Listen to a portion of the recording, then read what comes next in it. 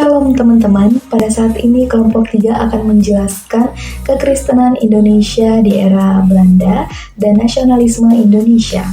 Perlu kita ketahui terlebih dahulu bahwasannya kekristenan di Indonesia itu memiliki sejarah yang cukup rumit serta beragam. Nah, keberagaman tersebut dapat kita lihat dari hal politik, agama, dan budaya. Kekristenan di Indonesia juga tidak lepas dari kolonialisme. Terkhususnya kolonialisme Belanda yang datang ke Indonesia tidak hanya membawa misi perdagangan rempah-rempah, melainkan seperti yang sudah kita pelajari di pertemuan-pertemuan sebelumnya, ada 3G, yakni Gold, Gospel, serta Glory. Nah, teman-teman, kekristenan yang diperkenalkan oleh kolonial Belanda yang juga menjadi bagian dari misi kolonial Belanda itu guna untuk mengontrol serta mengendalikan masyarakat Indonesia. Nah, dari kejadian tersebut muncullah tokoh-tokoh nasionalisme yang mampu untuk membangun rasa nasionalisme masyarakat Indonesia dengan cara-cara menunjukkan kasih, keadilan, serta solidaritas. Namun, kekristenan memiliki tantangan baru pada masa pasca kolonial, di mana kekristenan Indonesia harus bisa menyesuaikan diri dengan masalah-masalah politik, sosial, dan budaya yang ada pada saat itu. Baik, di sini saya akan menjelaskan mengenai nasionalisme dan sejarah di era kolonialisasi.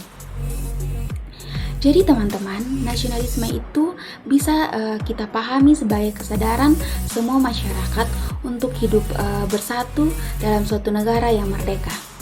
Nah, pembicaraan soal nasionalisme di Indonesia itu pertama kali dimulai pada abad ke-20 di sekitar tahun 1990-an. Semangat nasionalisme mulai terlihat dan itu sangat berkaitan erat dengan pengalaman kita dijajah atau dikuasai oleh bangsa lain, dalam hal ini kolonialisme. Sebenarnya nasionalisme itu muncul sebagai bentuk dan juga penolakan terhadap kolonialisme. Kalau kita lihat dari catatan sejarah, banyak gereja di masa kolonial itu dipimpin oleh misionaris dari Eropa, sementara pendeta-pendeta yang ada di Indonesia masih sangat terbatas sehingga mereka hanya menjadi peran pembantu. Kalau dilihat dari sudut pandang teologi, pemahaman iman Kristen yang dianut gereja pada masa itu cenderung pietis. Artinya, iman Kristen lebih difokuskan ke hal-hal pribadi dan rohani, serta diarahkan pada kehidupan setelah mati atau alam seberang maut. Karena itu gereja tidak terlalu berdaya untuk menghadapi tantangan-tantangan pada zaman itu. Tapi meski begitu, anggota gereja secara pribadi tetap bisa dan bahkan ada yang ikut bergabung dalam gerakan nasionalisme. Nah, gerakan-gerakan nasionalisme yang mulai muncul di abad ke-19 ini dipicu oleh semangat anti-kolonialisme yang terus berkembang. Ada beberapa pemberontakan besar yang kita lihat walaupun dari sudut pandang Belanda itu dianggap pemberontakan, tapi bagi kita itu adalah perjuangan. Misalnya seperti yang dilakukan oleh Pangeran Diponegoro, Tuanku Iman Bonjol, termasuk perang Padri dan lain-lain. Semuanya ini dianggap sebagai alasan utama munculnya perasaan nasionalisme di kalangan rakyat. Walaupun pada waktu itu nasionalisme masih bersifat kedaerahan atau disebut dengan cultural mission, yang dasarnya adalah kesatuan etnis, tapi kerajaan-kerajaan yang ada di Nusantara secara sadar menolak kehadiran pihak asing atau penjajahan di luar, karena kehadiran mereka itu dianggap sangat mengganggu dan bahkan merasakan bagi kelangsungan kerajaan-kerajaan di wilayah Nusantara. Baik, kita masuk ke materi selanjutnya, yaitu kekristenan di Indonesia pada zaman era Belanda dan nasionalisme Indonesia.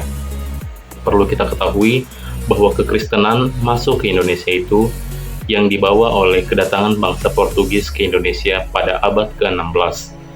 Kemudian berkembang lebih luas saat terjadinya penjajahan yang dilakukan oleh Belanda. Pada masa pemerintahan kolonial Belanda, agama Kristen, terutama Protestan, itu disebarkan melalui gereja Protestan negeri Belanda yang menjadi bagian dari struktur kekuasaan kolonial. yang dilakukan penyebaran agama Kristen melalui dua jalur utama, yaitu melalui jalur Zending, misi Protestan, dan juga misi Katolik, dengan wilayah pelayanan dan pendekatan yang berbeda-beda. Pemerintah kolonial Belanda mendukung penyebaran kekristenan secara selektif, terutama jika selaras dengan tujuan politik kolonial. Penyebaran kekristenan ini sering diiringi oleh pembangunan sekolah-sekolah oleh para zendeling dan misionaris. Sistem pendidikan kekristenan yang diterapkan oleh misionaris dan para zending juga tidak hanya sebatas pengajaran biasa-biasa saja, tetapi dilengkapi dengan pengajaran agama yang nantinya menjadi medium penting dalam penginjilan dan juga pembentukan intelektual Kristen pribumi. Namun, keterlibatan Kristen dalam nasionalisme tidak selalu mudah. Muncul berbagai kecurigaan yang disebabkan dari berbagai kelompok bahwa kekristenan adalah bagian dari kolonialisme itu sendiri. Tantangan ini dihadapi oleh para tokoh Kristen dengan menunjukkan komitmen mereka terhadap Indonesia merdeka yang berdasarkan Pancasila, bukan negara yang berdasarkan agama.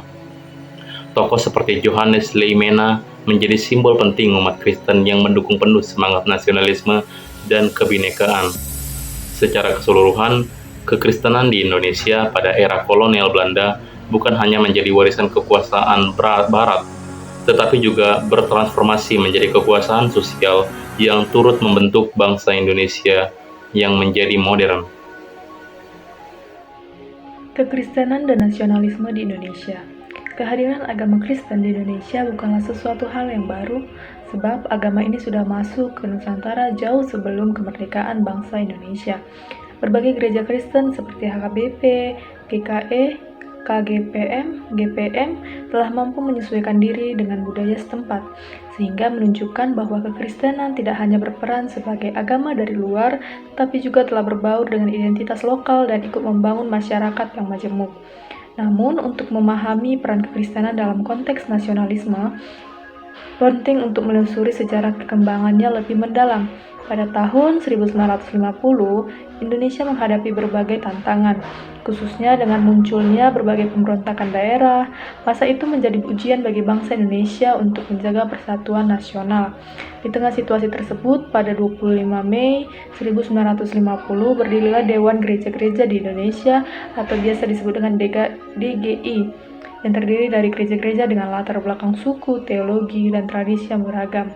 Pembentukan dewan ini memperlihatkan upaya gereja-gereja Kristen untuk bersatu dan berkontribusi dalam memperkokoh persatuan bangsa. Berikutnya kita akan membahas mengenai gereja dan teologi di negara Belanda pada abad ke-19 dan ke-20. Organisasi dan penyebaran Injil Protestan di Indonesia dipengaruhi secara signifikan oleh gerejawi di Belanda, serta perkembangan pendidikan teologi di negara tersebut. Pada abad ke-19 pula, gereja Hervorm merupakan denominasi mayoritas dengan mencakup sekitar 55% penduduk Belanda. Diikuti oleh gereja Katolik Roma sebesar 38%, dan sisanya itu terdiri atas kelompok Lutheran, Dobgezin, serta agama lainnya. Namun sejak tahun 1796, hubungan institusional antara gereja tersebut dihentikan, sehingga seluruh warga negara Belanda memperoleh kedudukan yang setara tanpa memandang agama yang dianut oleh mereka. Kendati demikian, keterlibatan aktif dalam urusan keagamaan, jadi gereja berinisiatif membentuk organisasi baru dalam lingkup kerajaan.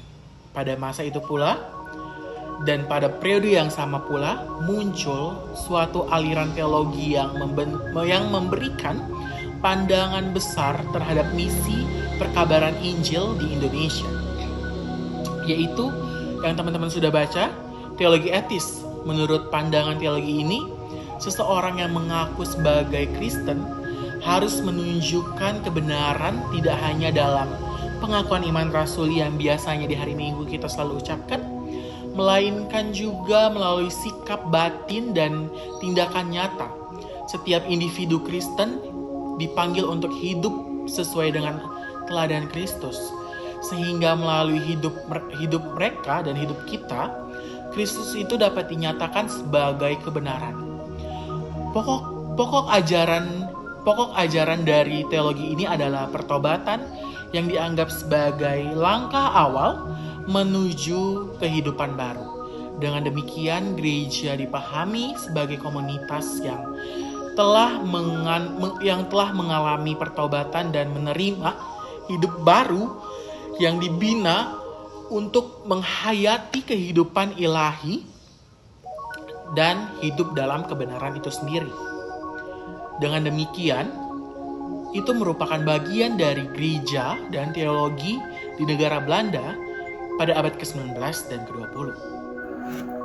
Oke, baik teman-teman, di sini saya akan menjelaskan bagian E, yaitu nasionalisme dan transformasi teologis. Nah, jadi pada awalnya itu banyak orang Kristen, terutama yang terdidik dengan cara barat, bersikap hati-hati terhadap gerakan nasionalisme, terutama jika bersifat radikal atau revolusioner. Mereka lebih suka pendekatan yang tenang dan mengikuti hukum. Namun, pandangan ini berubah seiring waktu. Orang Kristen mulai menyadari bahwa nasionalisme tidak bertentangan dengan iman mereka. Sebaliknya, nasionalisme bisa menjadi cara untuk menerapkan nilai-nilai Kristen dalam kehidupan masyarakat. Nah, pada abad ke-19 muncul teologi etis yang mengajarkan bahwa orang Kristen harus hidup sesuai dengan ajaran dan teladan Kristus. Gereja pun dipahami sebagai tempat untuk membina kehidupan yang benar. Seiring waktu, pemahaman ini berkembang. Orang Kristen mulai melihat bahwa iman juga harus diwujudkan dalam tanggung jawab sosial dan politik. Nah, dalam hal ini, nasionalisme menjadi jembatan antara peran gereja dan peran sebagai warga negara. Nasionalisme tidak hanya memengaruhi politik, tetapi juga gereja itu sendiri. Nasionalisme mendorong umat Kristen untuk membangun gereja-gereja yang mandiri, tidak tergantung pada bantuan luar negeri, baik dalam hal kepemimpinan, keuangan, maupun ajaran. Nah, gerakan kemandirian ini menjadi dasar bagi usaha membangun gereja yang kuat dan sesuai dengan konteks lokal. Sekian pembahasan tentang nasionalisme dan teologis dan transformasi teologis. Di sini saya akan menjelaskan materi F mengenai tentang sejarah pendidikan agama Kristen di Indonesia. Nah, perjumpaan penjajah dan terjajah ini menciptakan suatu hubungan yang unik dalam mempengaruhi pendidikan gereja. Nah, selama 350 tahun, yaitu selama Belanda menjajah Indonesia, banyak sekali badan zendi yang melayani di Indonesia. Nah, kita berfokus pada pendidikan agama Kristen terkait misi Belanda di Maluku, mengingat sistem pendidikan Indonesia dirancang oleh Belanda. Nah, teman-teman, pada zaman VOC, prioritas utama dari VOC sendiri bukanlah untuk penyebaran Injil, melainkan untuk perdagangan dan keuntungan. Nah, pendidikan, yaitu termasuk pendidikan agama ini, diselenggarakan hanya demi keuntungan VOC sendiri. Nah, Perintah Umum Gereja pada tahun 1643 ini menekankan penanaman takut akan Tuhan, di mana pengajaran inti dari iman, yaitu doa, nyanyian, dan kewajiban orang tua untuk mengantar anak mereka ke ibadah. Nah, anak-anak juga diajarkan ketaatan pada orang tua dan penguasa, termasuk guru, serta membaca, menulis, dan berhitung. Nah, guru ini wajib membina budi pekerti dan sopan santun para anak-anak tersebut. Nah, pada masa VOC ini, bahasa Belanda itu digunakan sebagai pengantar di sekolah, bukan bahasa Belanda. Jadi mereka tidak menggunakan bahasa daerah di sekolah, melainkan menggunakan bahasa Belanda. Nah, Bolt berpendapat bahwa pendidikan berbahasa Belanda ini dapat memperkuat otoritas atas orang tua anak-anak tersebut. Nah, penjajah Belanda ini terjadi dalam berbagai bentuk, yaitu termasuk penggunaan bahasa penjajah baik Portugis maupun Belanda yang menyebabkan hilangnya bahasa Belanda. Nah, jadi mereka ini menjajah dengan menggunakan bahasa mereka, yaitu bahasa baik Portugis maupun Belanda. Nah, Menurut Brock, ini pendidikan bahasa asing ini dapat menghambat tujuan karena bahasa erat kaitannya dengan budaya. Sekian. Menggunakan bahasa asing sebagai bahasa pengantar dalam kegiatan pendidikan dan kegiatan keagamaan membuat orang sulit memahami apa yang diajarkan, baik itu di sekolah maupun di gereja, sehingga mengakibatkan pendidikan agama yang terjadi pada masa itu sulit mencapai tujuannya, karena belajar dan mengajar seharusnya menjadi proses untuk saling memahami. Metode penghafalan dan penggunaan bahasa asing tersebut justru menjadi penghambat dalam mencapai tujuan yang diinginkan, apalagi karena fokus-fokusnya saat itu adalah perdagangan, sehingga mereka kurang memperhatikan dan memikirkan pendidikan. Kebijakan pendidikan pun tidak ditentukan oleh gereja tetapi oleh POC. Mereka hanya membangun gereja dan penyelenggaraan pendidikan demi keuntungan mereka sendiri. Setelah VOC tidak lagi berkuasa di Indonesia pada akhir abad ke-18, pemerintah Belanda mengambil alih semua urusan termasuk pendidikan. Kehidupan masyarakat sepenuhnya diatur oleh Belanda dan rakyat harus menerima semua keputusan mereka. Gereja dan organisasi misi diizinkan untuk membuka sekolah swasta sebagai tempat anak-anak agama Kristen diajarkan.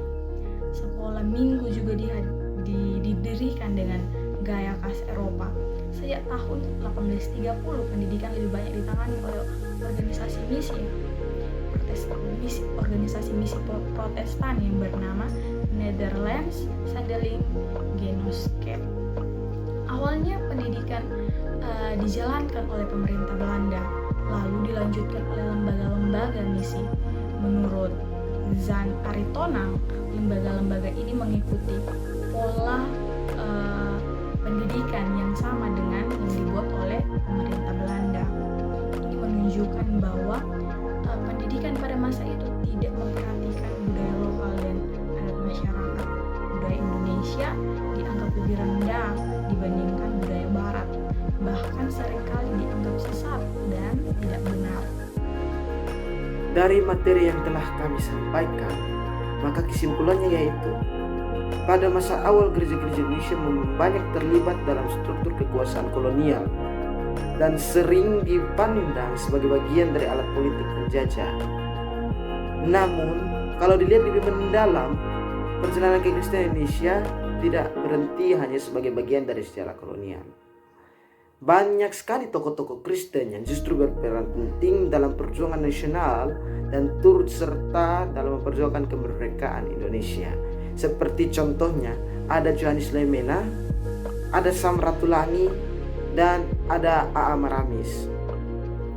Walaupun begitu, tidak bisa dipungkiri bahwa gereja-gereja pada masa itu seringkali sangat berfokus pada hal-hal spiritual dan rohani, sementara pada persoalan-persoalan politik dan sosial rakyat seringkali kurang diperhatikan. Hal ini menjadi catatan penting yang harus direnungkan baik oleh gereja maupun umat Kristen masa kini. Di era kemerdekaan dan zaman modern saat ini, gereja ditantang untuk tetap relevan, bukan hanya sebagai tempat ibadah, tetapi juga sebagai kekuatan moral yang berani terlibat dalam memperjuangkan keadilan sosial, kemanusiaan, dan kesejahteraan bersama. Walaupun sejarah kekristenan Indonesia tidak dapat dilepaskan dari konteks kolonialisme Belanda, membatasi pandangan hanya pada peran sebagai alat penjajah, mengabaikan fakta bahwa banyak tokoh Kristen turut berperan penting dalam memperjuangkan nasional. Namun kritik tetap perlu diajukan. Gereja-gereja pada masa itu seringkali kurang responsif terhadap penderitaan sosial maupun politik pada rakyat. Karena gereja lebih fokus pada aspek spiritual ketimbang masalah-masalah sosial dan politik. Hingga kini tantangan gereja adalah bagaimana tetap relevan dengan berperan aktif sebagai agen keadilan dan perdamaian dalam menghadapi isu-isu bangsa seperti kemiskinan, ketidakadilan, intoleransi, dan lain-lain. Dalam hal ini sangat penting agar kekristenan di Indonesia tidak hanya menjadi warisan sejarah, tetapi juga dapat menjadi kekuatan moral yang hidup dan nyata.